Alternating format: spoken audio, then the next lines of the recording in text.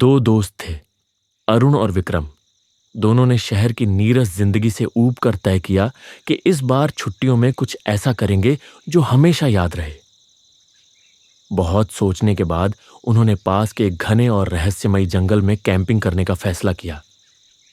यह सिर्फ घूमने का प्लान नहीं था, बल्कि एक चुनौती थी, खुद को प्रकृति के बीच अपनी सीमाओं को परखने की। सुबह सुबह अपनी मजबूत एसयूवी कार लेकर दोनों निकल पड़े। रास्ते में उनका उत्साह चरम पर था। पंजाबी गाने बज रहे थे। विक्रम अपनी पुरानी कहानियों से अरुण को हंसा रहा था और अरुण हर मोड़ पर कैमरे से जंगल के रास्ते की तस्वीरें खींच रहा था। सूरज की रोशनी पेड़ों के बीच से छन कर आ रही थी और हवा में एक अजीब सी ताजगी थी। उन्हें लगा कि उन्होंने सही फैसला लिया है। दोपहर होते होते वे जंगल के और भी गहरे हिस्से में पहुंच गए, जहां पेड़ों की घनी छतरी ने सूरज की रोशनी को लगभग रोक दिया था। यहां पहुंचते ही माहौल में एक बदलाव आया। पक्षियों की चहचहाहट कम हो गई और चारों ओर एक अजीब सी खामोशी छा गई। दोनों ने अपनी कार एक खुले मैदान में रोकी और टेंट लगाने लगे। ठंड बढ़ने लगी और हवा में नमी घुलने लगी। शाम होते ही उन्होंने सूखी लकड़ियां इकट्ठी की और टेंट के सामने कैंप फायर जलाया।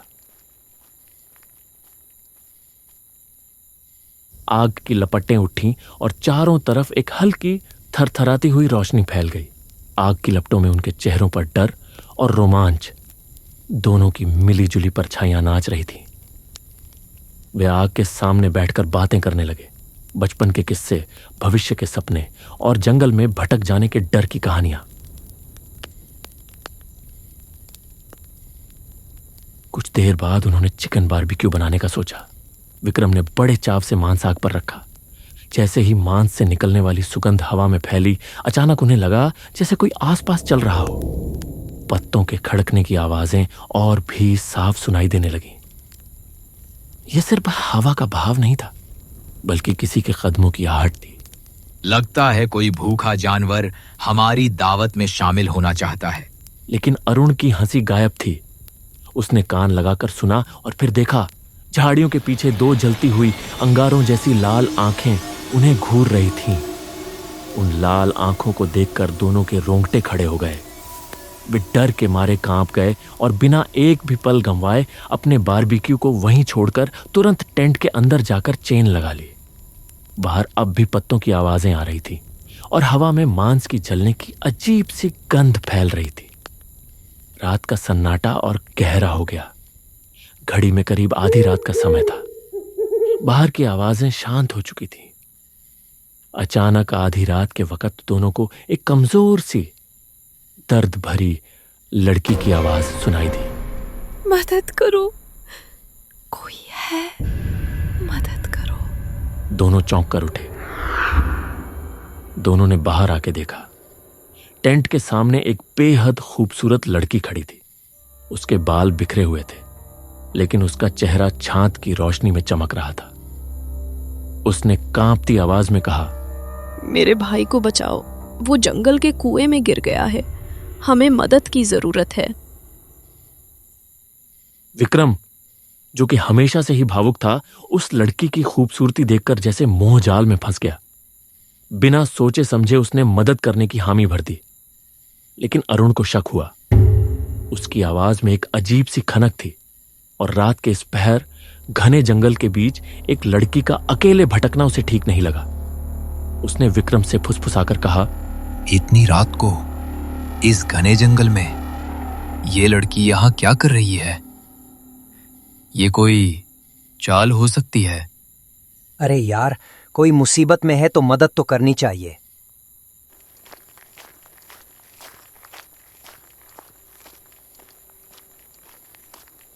विक्रम के दबाव में अरुण अपने दोस्त के पीछे पीछे चल पड़ा।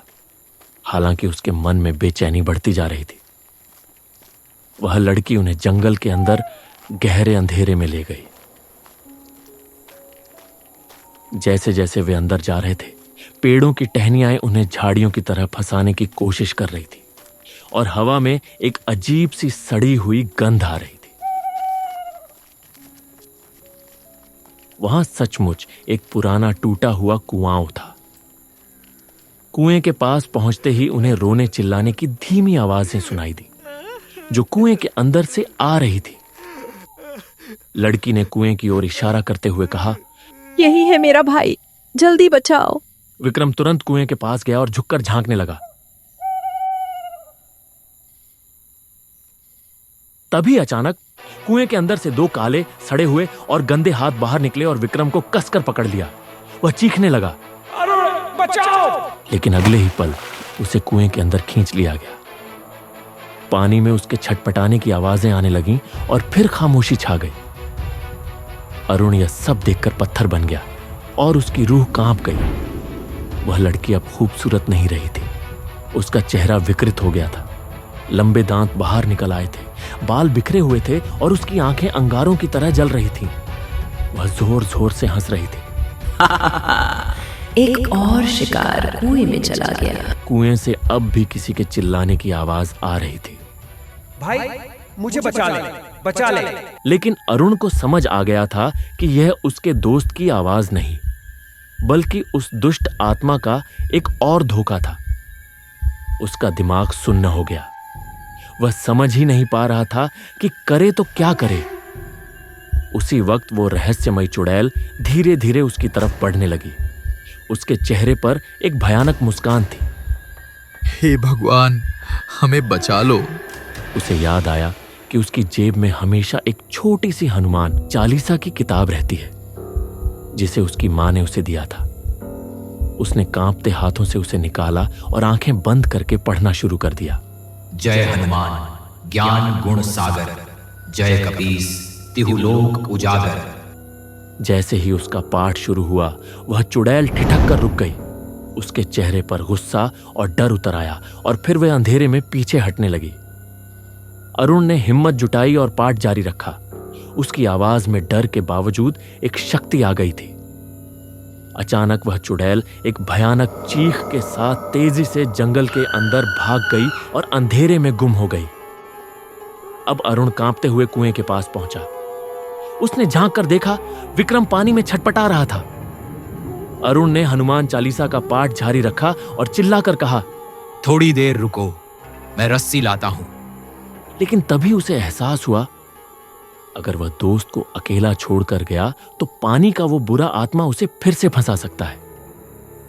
जैसे ही उसने हनुमान चालीसा का पाठ तेज किया, कुएं के भीतर से गूंजती हुई चीखें शांत होने लगीं। अचानक उसके हाथ से छोटी सी हनुमान चालीसा की किताब कुएं में गिर गई। अचानक जमीन हिलने लगी। कुएं से भयानक धुआं उठा और देखते ही देखते पूरा कुआं गायब हो गया।